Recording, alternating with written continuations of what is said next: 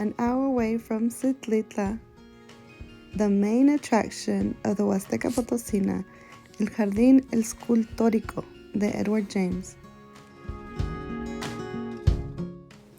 Edward Frank Willis James was a British poet. He built Las Posas in the middle of the jungle in San Luis Potosí, Mexico, and I'll tell you how. But first, mangoneada on a leaf and piñón flavored ice cream.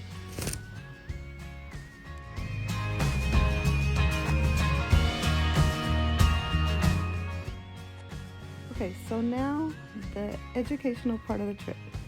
Edward James was born in 1907 in Scotland. He was the youngest and the only boy of 5. He grew up in West Dean Castle in West Sussex, England. His grandfather was King Edward VII, but his father died when he was only 5. In 1928, Edward inherited a great fortune. He inherited all the money from his father, William James. From his grandfather, Daniel James, he inherited money that Daniel James had made in America. And he also inherited money from his uncle Frank James, because Frank James didn't have any children.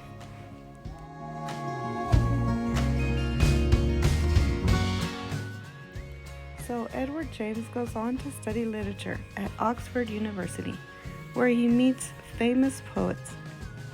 He begins to write poetry and creates his own editorial called James Press.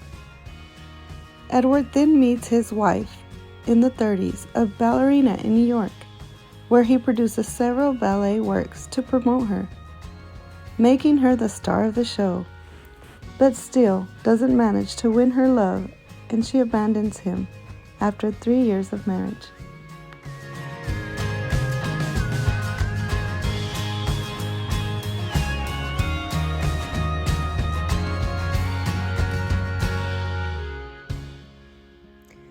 While in New York, he meets famous people. He poses for Rene Magritte, a famous painter.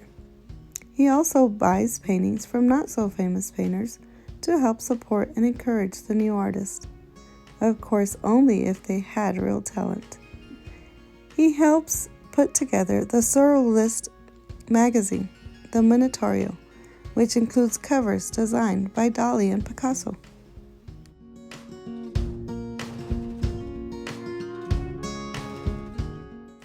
Eventually, his collection of paintings becomes part of the Surrealistic movement.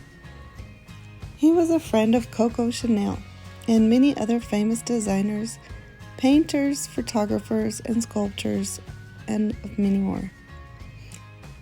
In 1971, he funds a large number of art courses at his home. These courses were painting, writing, photography, sculpture, upholstery, ceramics, antique furniture, and musical instruments, to name a few. His dream was to preserve the arts in Europe. It is one of the most prestigious art colleges in the world today.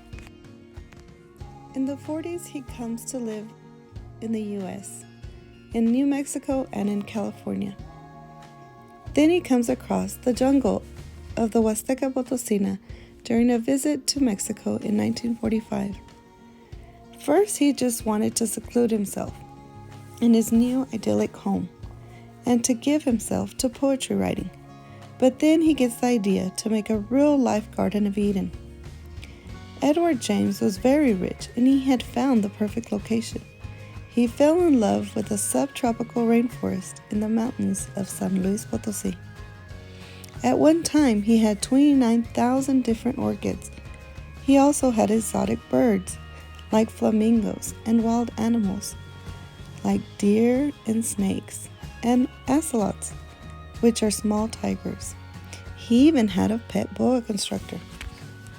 Everything was going good, but in the early 60s, all of his vegetation died in a frost.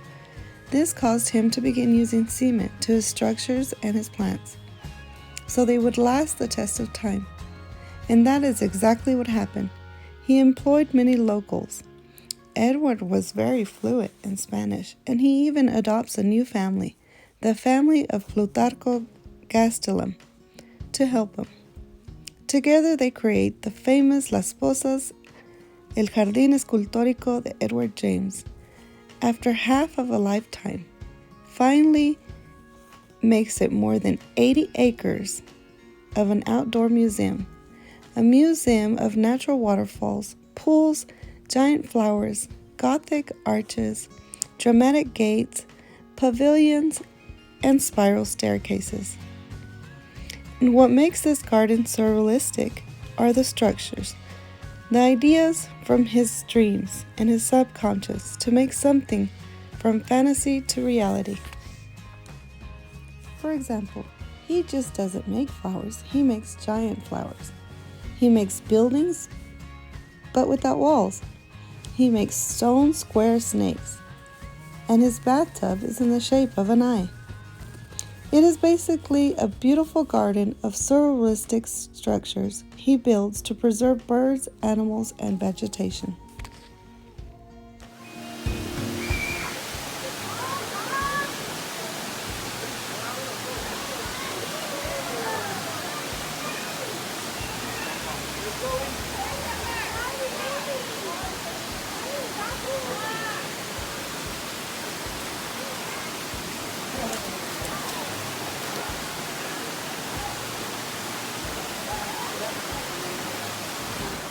It's awesome how Beto captures errant-following butterflies. One of Edward James' poems talks about how butterflies is what inspired him to create the garden.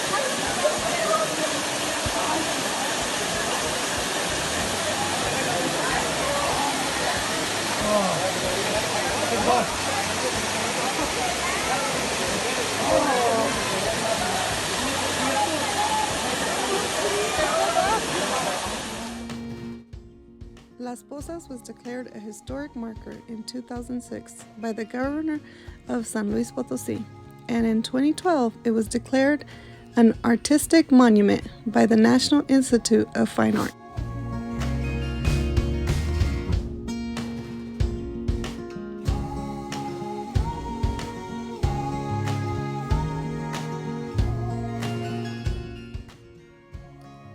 Although he was not finished, he continued to build up until his death in 1984.